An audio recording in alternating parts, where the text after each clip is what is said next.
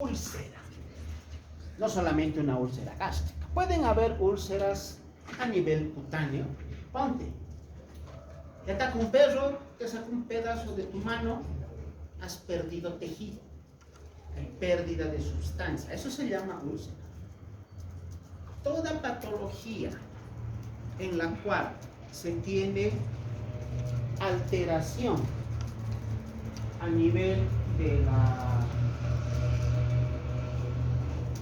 la mucosa gástrica, a nivel del tejido que recubre a un órgano, lo vamos a denominar como úlcera. Las úlceras en el aparato digestivo son patologías frecuentes. Podemos encontrar úlceras en el esófago, podemos encontrar úlceras en el estómago. Y usualmente las úlceras, tanto en el estómago como en duodeno, vienen de la mano. Son la presentación más frecuente de las úlceras. Y se las denomina como úlceras pépticas. Acá nos indica que esta patología es multifactorial. Ataca alguna cosa del estómago y del duodeno. Principalmente cuando se alteran los factores de protección de la mucosa gástrica. Muy bien, tarea era. ¿Quién me puede decir los factores?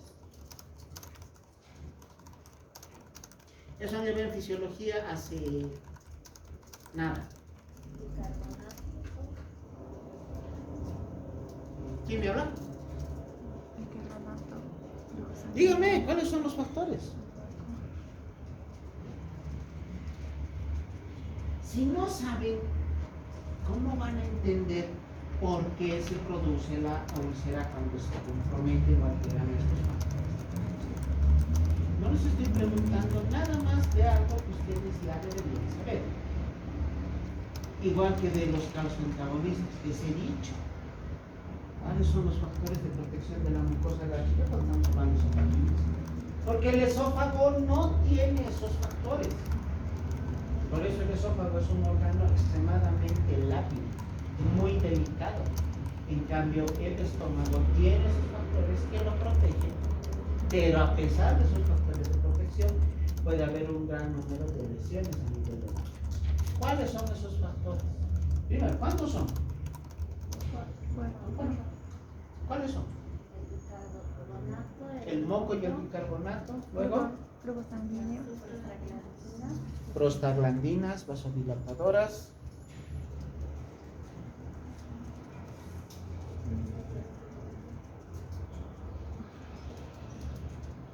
La circulación sanguínea y el recambio celular. Esos son los 4 factores.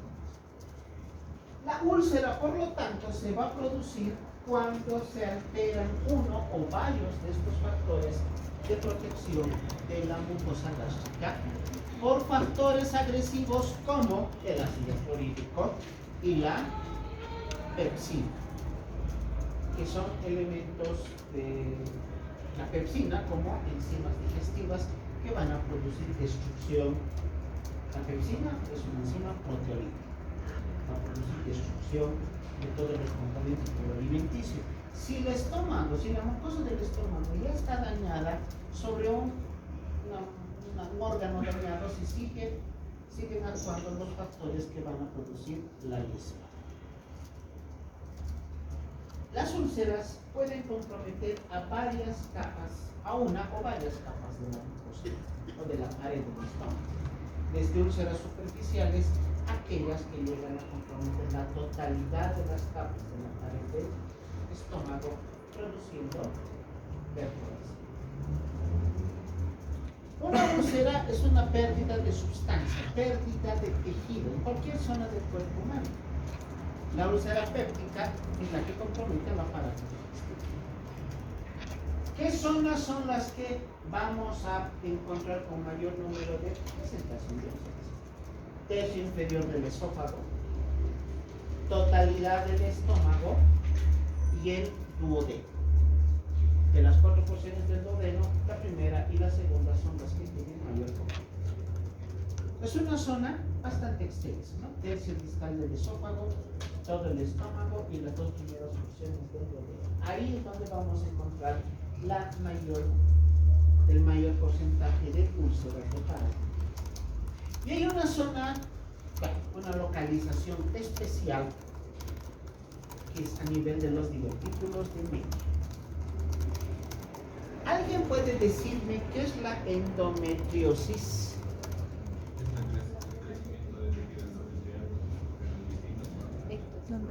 Ya.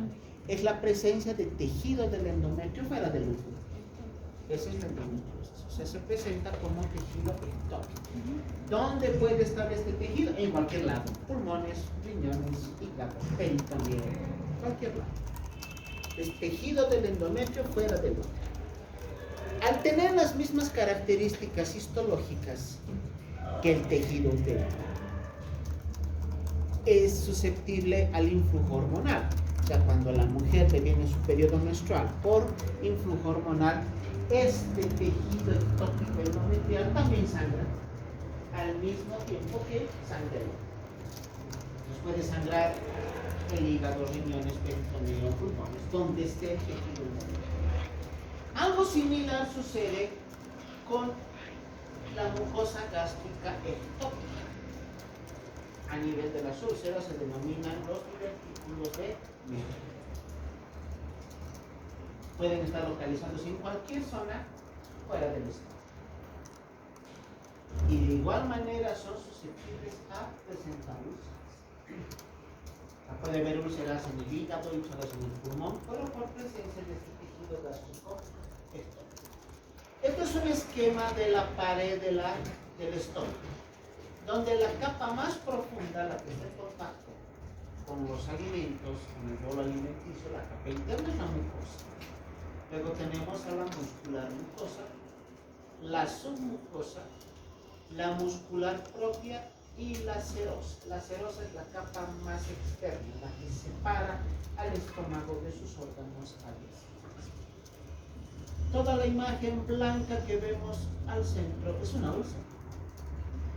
Una úlcera puede llegar a comprometer capa superficial como la mucosa o la muscular mucosa, o puede llegar a comprometer a varias capas de la pared del estómago, llegando inclusive a la serosa, y puede llegar a perforar la serosa, perforar toda la pared del estómago, llegando a producirse una perforación gástrica, perforación de víscera hueca. Y esta perforación de víscera hueca, ¿a qué nos va a dar lugar? ¿Qué pasa si se perfora el estómago? ¿Qué hay? Peritonitis. Muchachos, de lo que el paciente tenía un miserable bicho en su estómago, pues el interrogatorio y puede llegar a pegarse por está la respuesta. Factores defensivos de la mucosa. El bicarbonato y el moco se consideran en uno de los factores. El flujo sanguíneo o la irrigación sanguínea, otro. Las prostaglandinas, el tercero.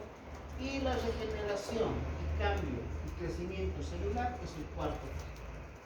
Son 4 factores que protegen a la mucosa del estómago.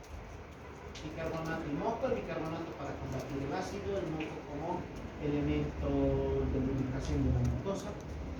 Las prostaglandinas vasodilatadoras y el flujo sanguíneo que favorecen una adecuada circulación de sangre. Y la regeneración y el crecimiento celular que va a ocasionar el recambio rápido de células dañadas. Estos factores defensivos tienen que luchar contra los factores agresivos. ¿Cuáles? Los que ya hemos hablado en clases previas. Ácido, el ácido clorhídrico, no solo la pepsina, sino todas las enzimas digestivas, el Helicobacter pylori, que es donde no se ha metido este bicho, AINES, hábitos como el tabaco, el alcohol, presencia de ácidos biliares y la isquemia por falta de lubricación. Aquí quisiera que podamos, quisiera que ustedes al momento de hablar de estos factores de protección o los factores de agresión de la mucosa. En algún momento que me expliquen, como alumnos de noveno semestre, con un conocimiento sólido en teoría de anatomía, de fisiología, de fisiopatía, de diseño, farmacia y de clínicas. Si yo les preguntara cuál es la acción que tienen los AINES para formar úlceras, ahí está, AINES como un factor agresivo, ¿qué me respondería? Inhibición de las prostaglandinas y de gonadas. Es porque ataca uno de los costes constitucionales. La respuesta no está mal, pero es un telegrama. ¿Saben? Es un telegrama, ¿ven? Como un mensajito corto o como un emoji, en lugar de escribir, te pone tu carita feliz. Así, algo cortito. Dime. Inhibe las prostaglandinas que son inflamatorias, pero también inhibe las que están con factor defensivo. Así Mejor. Pero, ¿cómo deberían ustedes explicar? Indicar, todos los AINES son gastrolesivos, todos, absolutamente todos. Pero hay uno de ellos que es el más gastrolesivo en relación al resto. ¿Cuál es? La aspirina, el ácido acetilsalicílico. ¿Qué va a ocasionar la aspirina? La inhibición irreversible de la COX-1 y la COX-2. Irreversible. En cambio, de los otros AINES es reversible. De la aspirina es irreversible. ¿Por qué tiene que inhibir a la COX-1 y a la COX-2? Porque estos son dos elementos que participan en la cascada de la inflamación. Son elementos proinflamatorios. Para que la aspirina pueda realizar su acción antiinflamatoria, tiene que inhibir a la COX-1 y a la COX-2. Pero no solamente inhibe a las prostaglandinas inflamatorias o proinflamatorias. No distingue buenos de malos. Ataca a todas las prostaglandinas, inhibiendo a todas las prostaglandinas, incluidas las prostaglandinas vasodilatadoras que actúan como factor de protección de la mucosa. Al inhibirse todas las prostaglandinas, se inhiben las vasodilatadoras a nivel de la pared del estómago, con lo cual la circulación sanguínea o flujo sanguíneo que está aquí se altera. No va a haber una adecuada irrigación sanguínea a nivel del estómago y por lo tanto, ¿eso qué va a ocasionar? Que las células ya dañadas del estómago no sean regeneradas, no sean cambiadas. Porque cuando las células del estómago se dañan, cuando comemos algo gastrolesivo o estamos con algún consumo de alimentos, las células de por sí ya están dañadas. A esas células ya inservibles se las saca, se las elimina e inmediatamente son cambiadas por células nuevitas. Eso es regeneración y crecimiento.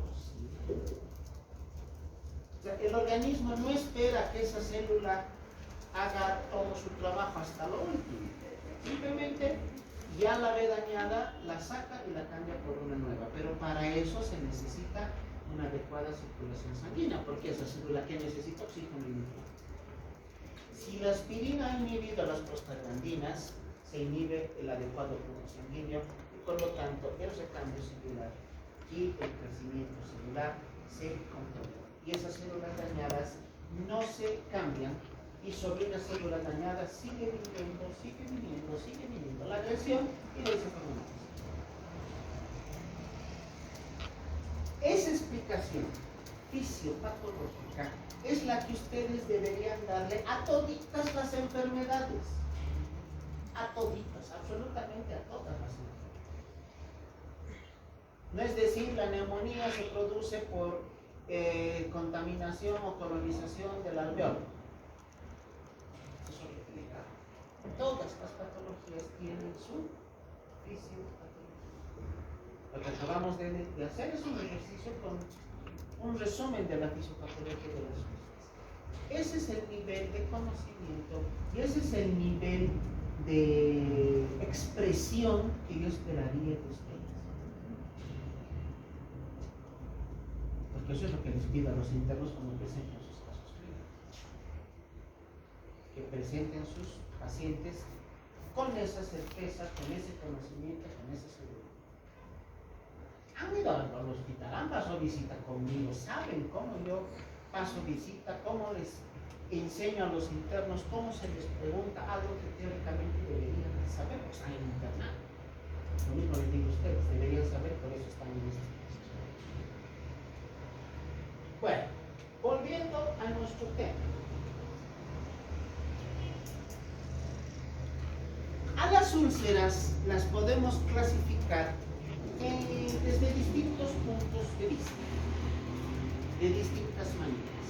Según la localización, tenemos una úlcera gástrica en el estómago, duodenal en duodeno, sobre todo en primera y segunda porción, esofágica a nivel, sobre todo del tercio distal del esófago, marginal o de boca anastomótica, tiene un divertículo de Merkel, que es el que se presenta en el tejido ectópico gástrico. A ver, ya que han avanzado, ya han elevado, ¿alguien puede darme el nombre de una cirugía de estómago? No, eso no es el estómago, es el esófago. La fundoplicatura de Nissen es de esófago, de estómago elevado. Cirugía ya elevada. A ver, nómbrenme, solamente denme el nombre. Cirugía bariátrica, ya.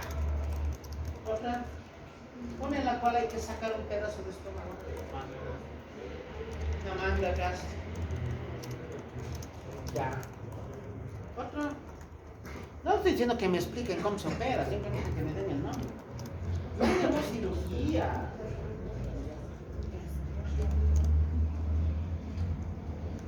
¿Alguien puede indicarme cuál es la cirugía Billroth 1? ¿Les suena? No. ¿Les han enseñado? Sí, dice, entonces respóndanme. Yo no soy cirujano, chicos, yo soy internista. Tengo más de 20 años siendo especialista en medicina interna.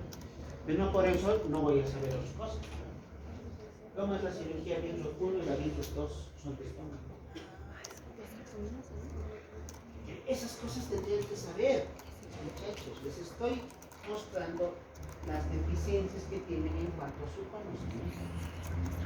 ¿Qué pasa en el caso de una cirugía, ya como una manga gástrica, cualquier cirugía en la cual tengamos que retirar un pedazo de estómago? Sacamos un pedazo y de lo que quedó se unen y se hace una sutura. En ese punto de sutura o de anastomosis, ese punto es susceptible de ulcerarse más fácilmente que cualquier otro lado o cualquier otra zona del estómago que no haya sido sometida a la cirugía. Es una forma de clasificar según su localización, según su actividad. Vamos a hablar de una úlcera activa cuando la úlcera es reciente, tiene un lecho ulceroso fresco, susceptible en cualquier momento de presentar débito seroso o débito hemorrágico. ¿Saben de lo que estoy hablando? ¿Me entienden? Me dicen sí. No sé a qué se refieren, pero se supone que deben saber que es un débito seroso, y que es el lecho de la úlcera, que es donde está acomodada la úlcera, es como la canita de la úlcera. El hueco, el orificio donde está la úlcera se llama lecho o nicho ulceroso.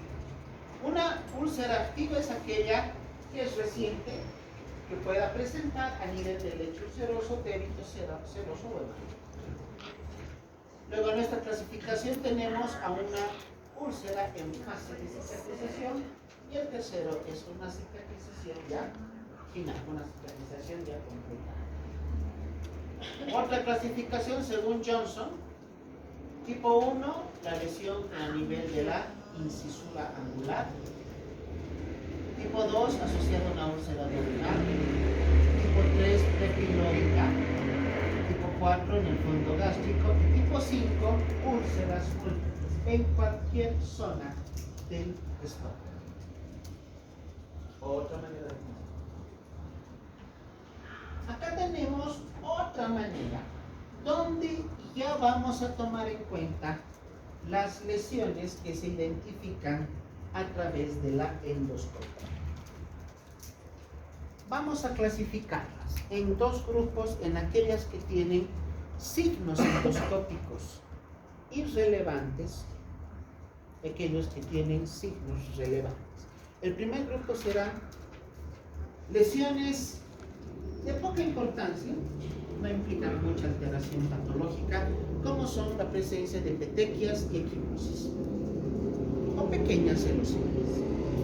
A estas no es que no haya que darles importancia, pero son las menos graves.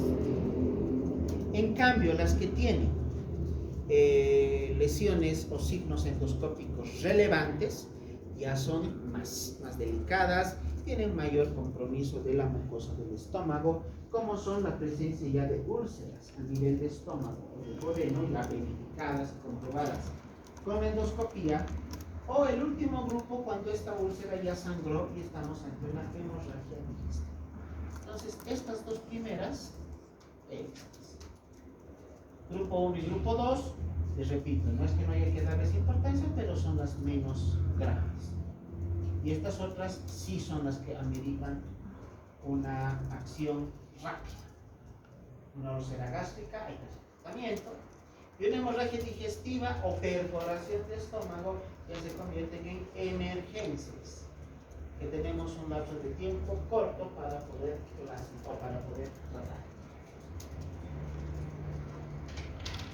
Pregunta, ¿qué es una petequia?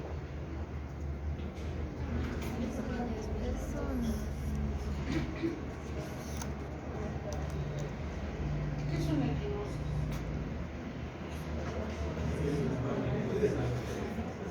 A ver, más fuerte.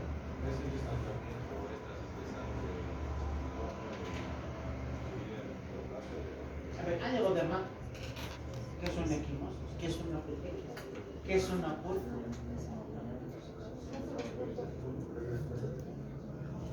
Porque esas lesiones son las que se ven en la pared del estómago y del duodeno en la endoscopía. Se ven petequias, se ven equimosis. Pero si no saben el concepto, no les voy a enseñar eso. Yo solo tengo que mencionarlo, porque se supone que ya saben. Y si han pasado conmigo 100 días, les he enseñado. ¿O no? En semiología general, los dos últimos temas del semestre, semiología de la piel. ¿O no han pasado conmigo? Entonces no está. Pero en semiología general, yo les enseño semiología de la piel. Todas las lesiones primarias y secundarias de la piel. Ahí está pequeña y equimosis. No puedo dar toda una clase ahorita. Estamos en otro tren. Ahora, según su localización, las úlceras en duodeno son más frecuentes que en el estómago.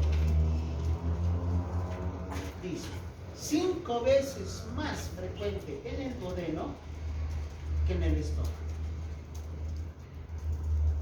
Y en el estómago, las que se presentan en el estómago, 95% se encuentran a nivel del conducto pilórico, en zona prepilórica. El 60% están en el antro y un 25% a nivel del cuerpo y en la curvatura. O sea que son zonas bien específicas y bien estudiadas donde se van a presentar las úlceras de estómago. ¿Quiénes tienen mayor predisposición a desarrollar úlceras? Los varones, 3-1 en relación a las mujeres. Y en cuanto al grupo etario, indica úlcera gástrica de 55 para arriba. En cambio, la úlcera duodenal a menor edad. Y aquí tenemos que mencionar algo. A ver, ¿lo mencionamos ahora? No, más adelante. Solamente que estos son simplemente parámetros de referencia respecto a los grupos etarios. ¿Puede haber una úlcera gástrica en una persona más joven? Sí. ¿Puede haber una úlcera duodenal en una persona mayor, a 75 años? También. La medicina no es ciencia exacta. Así que estos simplemente son parámetros que nos ayudan a poder clasificar a estas lesiones. Prevalencia de las úlceras durante la vida, 10%. Muchas de las bibliografías indican que el 10% de la población mundial tiene úlceras. De este 10%, una cuarta parte llegan a tener complicaciones graves, que llegan inclusive a requerir tratamiento hospitalario o inclusive cirugía. ¿Cuál será la complicación más severa de una úlcera? Una es la hemorragia digestiva. ¿La otra? La perforación con presencia de acá vamos a volver a mencionar al H. pylori. Les decía, ¿no ven? En los exámenes me han respondido Helicobacter pylori en lugar de Candida. Chicos, Helicobacter es con H. Está. Y pylori es con Y la primera. De las 2 o 3 personas que me han respondido Helicobacter pylori, me han puesto E, sin H. Y pylori, las dos con I. Así se escribe, por si acaso. No todas las personas que tienen Helicobacter pylori llegan a desarrollar úlceras. De acuerdo a estadística, la mitad de los que estamos en este ambiente tenemos Helicobacter. Ahorita. Y la mayor parte de los portadores de Helicobacter completamente así. O sea, ni nos vamos a enterar que tenemos Helicobacter. Pero los portadores de Helicobacter pylori pueden llegar a desarrollar entre un 10 a 20% de portadores úlcera gástrica. Prevalencia en personas infectadas por Helicobacter pylori de las úlceras entre un 10 al 20%. 50% de la población adulta es portadora de úlceras. Un 20% en niños. 80% de las personas están infectadas con Helicobacter. Por lo menos 50% de la población. Por eso, la mitad de los que estamos aquí tenemos Helicobacter. ¿Cuál mitad será? ¿Será esto? ¿Será aquello? No sabemos. Bueno, en la etiología de las úlceras, entonces tomemos en cuenta como principal factor etiológico de la úlcera gástrica o de la úlcera péptica al Helicobacter pylori. Principal causa. En segundo lugar, los años. ¿Por qué los años? Por lo que acabamos de explicar respecto a la fisiopatología, que la COX-2, las prostaglandinas. Entre los dos factores, llegamos a más o menos el 90% de los casos. 90% de las úlceras tienen como etiología al Helicobacter y a los años. Entre el 5 al 10% estas otras causas. De hipersecreción ácida, aumento de la secreción de ácido, que se llama síndrome de Sollinger-Ellison, de enfermedad de Crohn, los linfomas, trastornos crónicos, patologías crónicas como la diabetes, la hipertensión arterial, el cáncer, el tabaquismo, el estrés e situaciones hasta de tipo idiopático. Ahora, con lo que está en este momento en la diapositiva, quisiera que me entiendan, gracias a lo que está escrito. ¿Por qué les enseño y les repito y les recalco hasta que se les grabe y ojalá no se olviden? Que todo paciente hospitalizado debe recibir omeprazol en dosis profílaca. ¿Para evitar qué? ¿Cuál? ¿Cuál es? ¿Qué se llaman?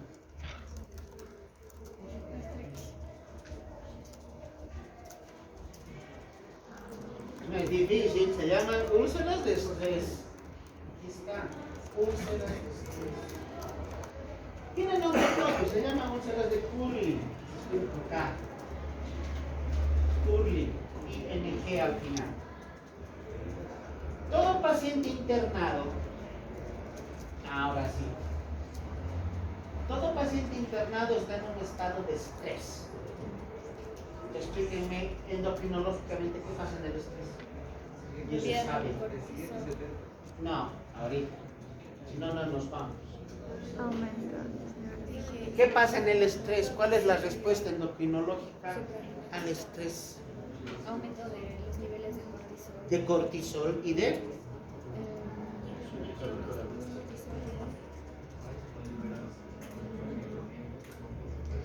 a nivel de las suprarrenales, ¿qué más se libera? Catecolaminas.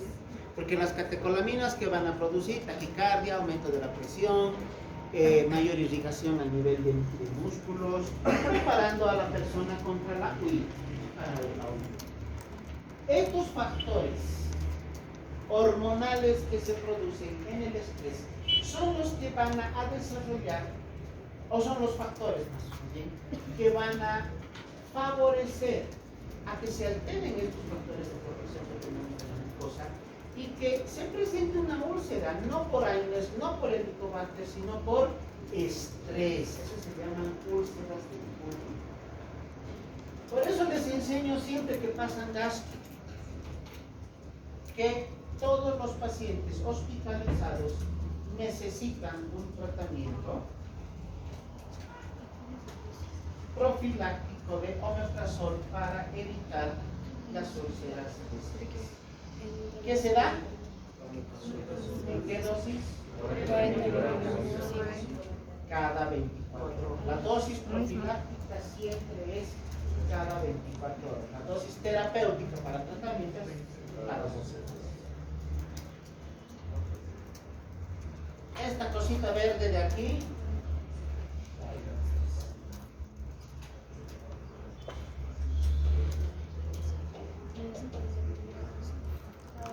y todas las aulas están mal usadas.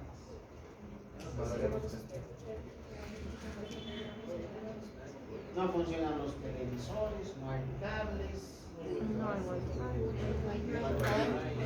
wifi, estamos mal. Bueno,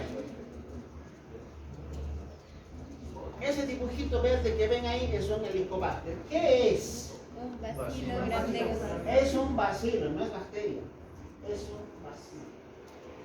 ¿Cuál es el estudio complementario que tiene mayor sensibilidad para identificar un helicobacter? Coprocultivos. El coprocultivo. Muy bien. El cultivo de esos cultivos. No se olviden que este es un bacilo gram negativo. Productor de ureasa, también hay el test de aliento, test de la urea para identificar el helicobacter. Sirve, pero en primer lugar está el coprocultivo y en segundo lugar la serología. El helicobacter se encuentra hasta en un 95% de pacientes con úlcera duodenal y hasta en un 80% de los que tienen úlcera. O sea que la mayor parte, el mayor porcentaje, 80 a 95% de pacientes con úlcera, el culpable ¿quién es? Ese bicho, el helicobacter. Así que es obligación de todo médico, no del gastroenterólogo ni del internista, de todo médico general, conocer el tratamiento erradicador del palideros. No todos los infectados con helicobacter desarrollan úlcera. No todos los que tienen úlcera tienen helicobacter. Pero la mayor parte sí.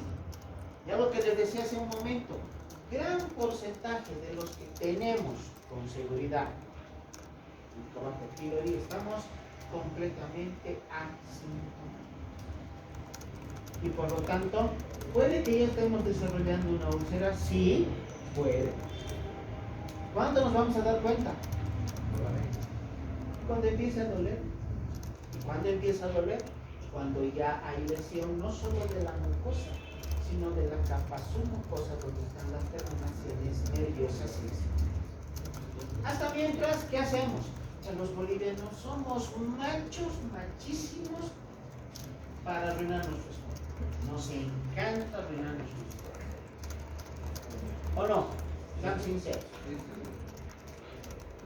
Después de una noche de pachanga y haber bebido todo lo que se podía como esponjas, al día siguiente, fricasé, con llajua y con marraqueta más encima.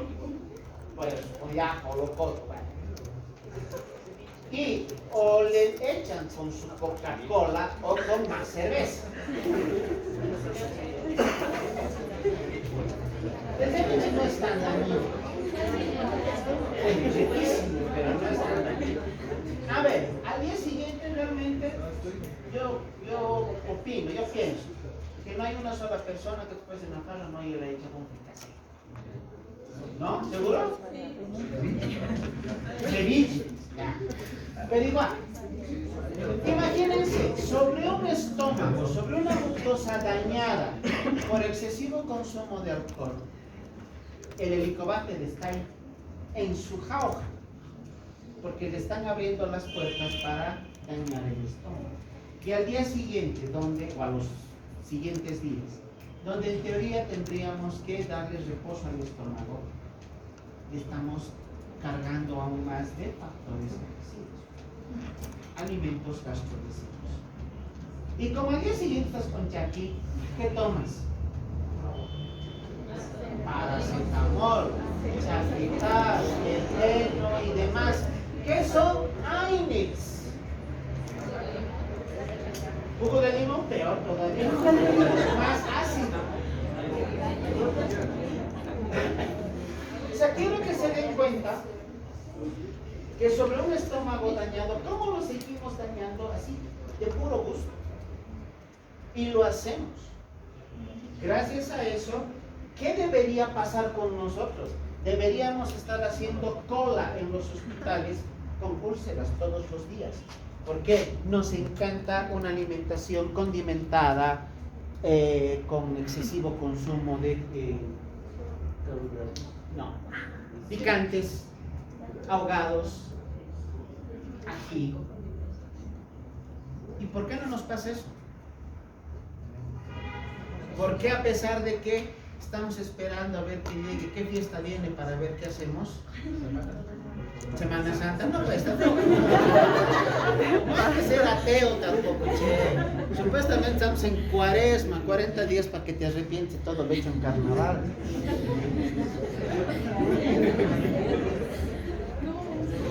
Pero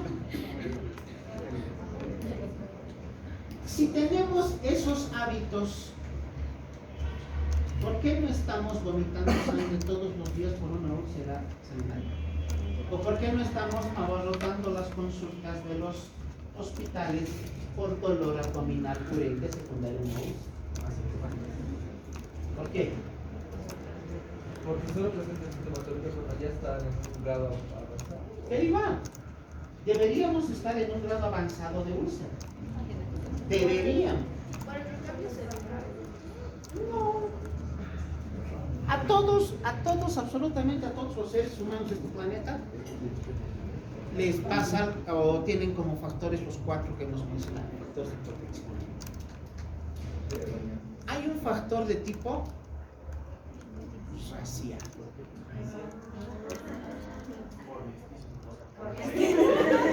¿Por qué? ¿Por mestizos? Sí. Porque somos la clase de bronce. Porque somos. ¿No, en serio? Ya en algún momento les he hablado del señor Alcides Arguedas. ¿Lo conocen? ¿No lo conocen? Alcides Arguedas. ¿Tú lo conoces? No creo, ya se ha muerto. ¿Qué lo vas a conocer? Porque conocen en su libro, que a todos nos han hecho leer en colegio, Raza de Bronce. Todos hemos leído en colegio en algún momento. ¿Qué dice ese libro? Bueno, ¿a qué conclusión yo saco de ese libro? Que realmente, cuestión racial, todos los que vivimos en América, que somos mestizos, tenemos un factor de protección en relación a otras razas, que nos convierte no en inmunes, pero soportamos mejor a las enfermedades. Por eso somos una raza de bronce. Porque imagínense que le pase lo mismo a una persona de raza europea, no aguanta una semana viviendo aquí, al ritmo de vida que llevamos y al ritmo de alimentación. A los pocos días ya se está escapando. Ex bolivianos, ¿cómo comen con fuego? Así me ha dicho una vez un francés. ¿Cómo les gusta comer con fuego? No sé de qué palabra usar para decirme. ¿Cómo comen con fuego todos los días y te duele la boca? ¿Qué gusto encuentras? Así voy a morir. Me gusta. Y yo le pregunto, ¿y tú en Francia?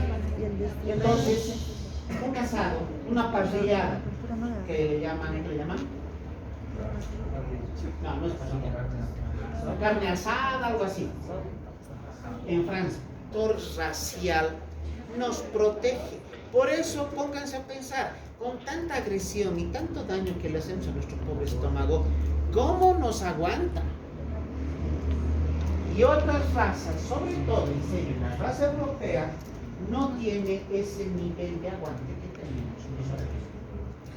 El nivel de aguante para poder soportar esa lesión a nivel de nosotros. Por lo tanto, todos los factores que estamos mencionando para que se presenten las úlceras, mientras mayor número de factores se sumen, mayor la probabilidad de que el paciente tenga úlcera. Helicobacter pylori, que con seguridad ahorita tenemos, consumo de AINES, consumo de alimentos gastrolesivos y ¿qué faltaría ahí? Que ustedes tienen y yo tengo, todos tenemos en la casa. Estrés. 4 factores con los que vivimos todos los santos días. Tal vez el consumo de fármacos no sea diario, pero no hay alguien que no ha tomado alguna vez un paracetamol o un ibuprofeno. Pero los 3 primeros es con los que vivimos todos los días. ¿Por qué no nos enfermamos? Factor de tipo racial. 1 de cada 6 pacientes infectados con Helicobacter presentan enfermedad ulcerosa. Y aquí lo más importante, una vez identificado el Helicobacter, ¿qué se debe hacer? Tratamiento. Pero como es un agente microbiano, tenemos que dar antibiótico. Caso contrario, se puede llegar a la recidiva. Y aquí hay que ser claros con nuestros pacientes. Le vas a decir, señor, señora, señorita, usted tiene Helicobacter. Aquí está la prueba laboratorial que se llama. Un coprocultivo, serología, una biopsia, pero el más específico, el coprocultivo. Aquí está la prueba, tiene Helicobacter. Vamos a hacer tratamiento. Y le dan el primer esquema. ¿Cuál es el primer esquema? Inhibidores de la bomba de protones a dosis doble. Escuche un panel de abejitas. A ver, alguien alza la mano.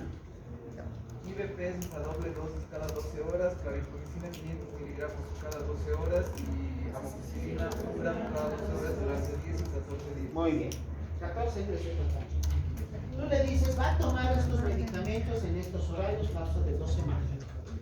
Y con eso me voy a curar, doctor. Claro, con eso vamos a erradicar, vamos a eliminar el doctor. Muy bien. El paciente compra sus medicamentos, empieza a tomar, siente los primeros días que hay mejorías, remiten los síntomas. Y como todo buen o mal paciente, ya me he curado.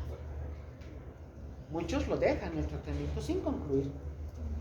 O algunos son más conscientes y dicen, no, acabaré nomás. Terminan el tratamiento y dicen, ya he acabado, me he curado.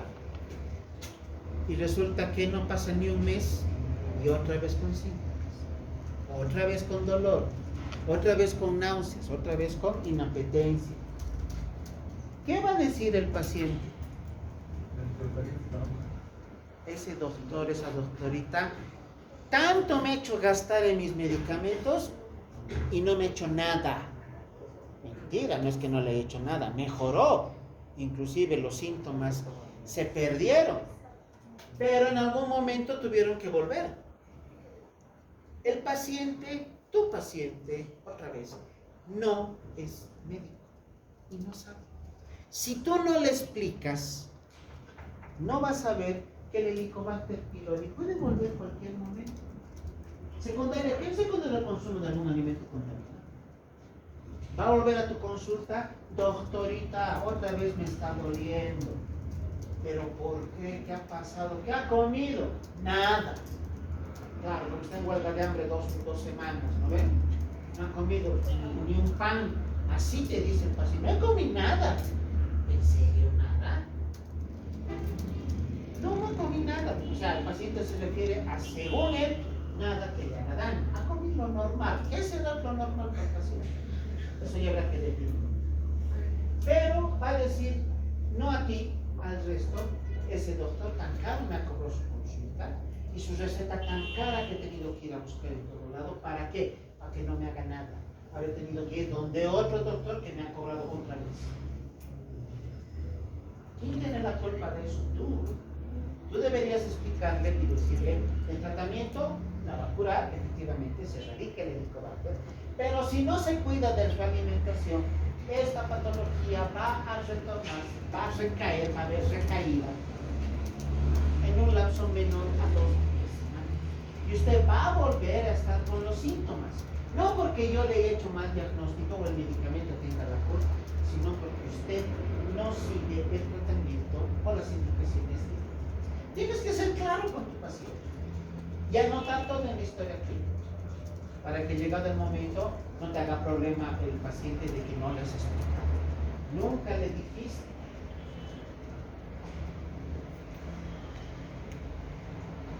Las úlceras inducidas por aires, el segundo factor etiológico. Ya hemos hablado, aquí está el resumen. Inhibición de la COX-1 y la COX-2. Todos los AINES producen una inhibición reversible, excepto el ácido acetilsalicílico que produce una reversión y una inhibición irreversible. Hablando de AINES, ¿de qué estamos hablando? Diclofenaco sódico, diclofenaco potásico, ibuprofeno, indometacina, naproxeno sódico, meloxicam, ketoprofeno, ketorolaco, paracetamol, metamizol, dipirona. Esos son los AINES. Ah, y hay otro grupo más, los coxib, los conocen. Al celecoxib, que es el principal. Nuevo grupo de antiinflamatorios, nuevo entre comillas, porque deben estar con nosotros más de 20 años.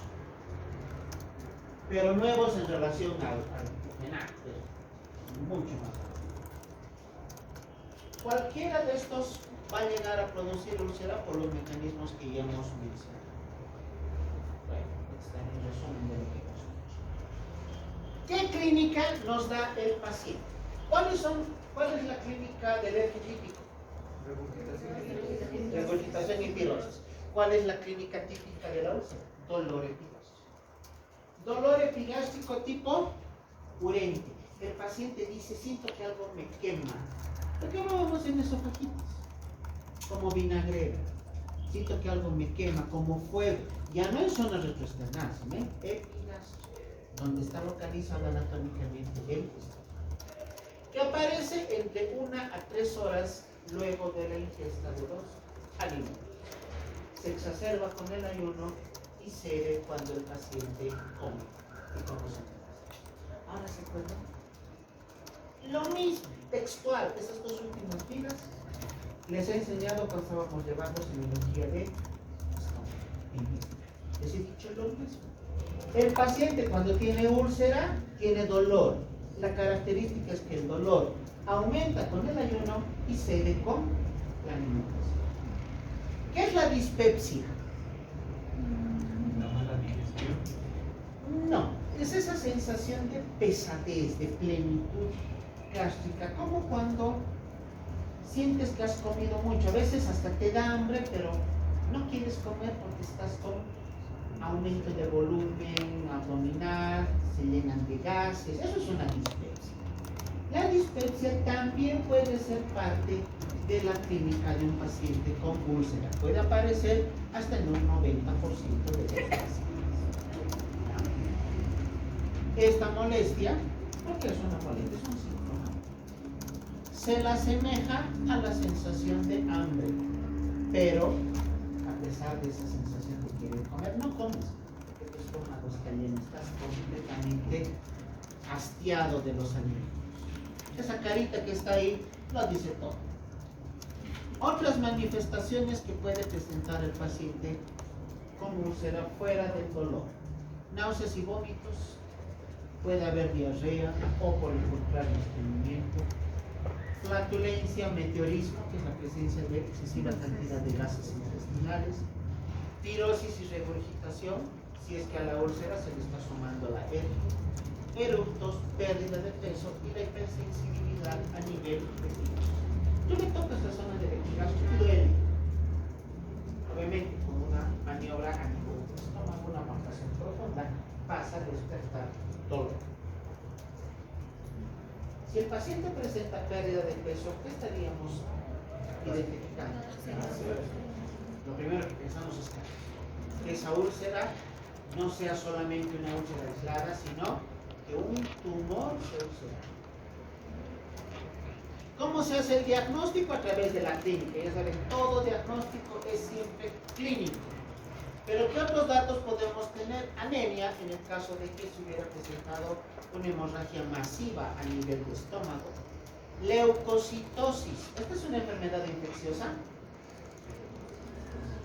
a pesar de que tiene Helicobacter pylori en su etiología, el Helicobacter pylori no vale mucho. Por eso ni te das cuenta que tienes un. ¿Y por qué hay leucocitosis? No por ser infección, sino por ser un proceso inflamatorio. Pero una leucocitosis importante sugiere perforación de la úlcera y a presencia de peritonitis. Amilasa elevada. ¿Cuánto es el valor más de la amilasa? De la amilasa. De la amilasa 150 unidades internacionales. Elevación de la amilasa sugiere úlcera perforada de la pared posterior del esófago colindante con el páncreas y que el daño a nivel de estómago se esté transfiriendo al páncreas. Y se puede evaluar o valorar la gastrina en ayuno. ¿Qué es la gastrina? Una hormona que tiene el estómago. La hipersecreción de gastrina, el aumento en los valores séricos, se denomina síndrome de Sjögren-Ellis. El estudio Gold Standard, la endoscopia, que nos va a ayudar a identificar no solamente lugar de la úlcera, presentación de la úlcera, número de úlceras, daño que se ha presentado a nivel de la pared del estómago, sino que además nos permite obtener muestras para biopsias y enviar estudio anatomocitopatológico. Aquí vamos a ver algunas imágenes. Este es el estómago. Acá tenemos a las circunvoluciones del estómago, los pliegues del estómago, que como en una lavadora se mueven cuando existe el contenido del estómago para favorecer la digestión. Acá en el centro tenemos una imagen de color amarillo. Eso es una úlcera. Pero no es una úlcera activa. Para ser una úlcera reciente tendría que estar rojita y tal vez con contenido de líquido seroso, líquido. Ahí estamos viendo una úlcera en proceso de cicatrización. El grado 2, una de las clasificaciones, ¿se acuerdan? El grado 1 era activa, el grado 2 en proceso de cicatrización y el grado 3 una cicatrización. Este sería grado 2, una úlcera en proceso, en vías de cicatrización. ¿Por qué tiene ese color amarillo? Fibrina. ¿Por qué? ¿Por qué estamos viendo? ¿Por qué? Por presencia de fibrosis. Porque el paso inicial para la formación de la cicatriz de la costra es que como un tejido se formen estas fibras de fibrina entre un lado y el otro de la úlcera. Así se va a empezar a formar tejido cicatrizal por debajo. Acá tenemos en esta imagen una úlcera ya cicatrizada, antigua. Esta es antigua, al igual que la imagen que está en el cuadrante inferior izquierdo. Pónganle un poquito de atención a esta úlcera de aquí abajo, a la del cuadrante inferior derecho. ¿Qué les llama la atención? Es excavada, tiene profundidad. Ya está excavada, como una bateíta, es amarilla porque está en proceso de cicatrización, pero hay algo más. No se ve bien por Negrito. por la luz, pero hay algo. Coloración negruzca. En la parte inferior, acá, no estoy poniendo el cursor, la parte inferior de la úlcera, se ven unas estrías rojas. ¿Qué es? Sangre.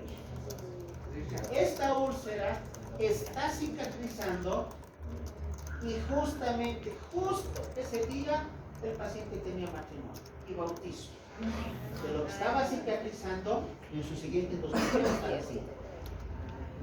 Pobre, la úlcera, oye, a ver, déjame cicatrizar, por favor.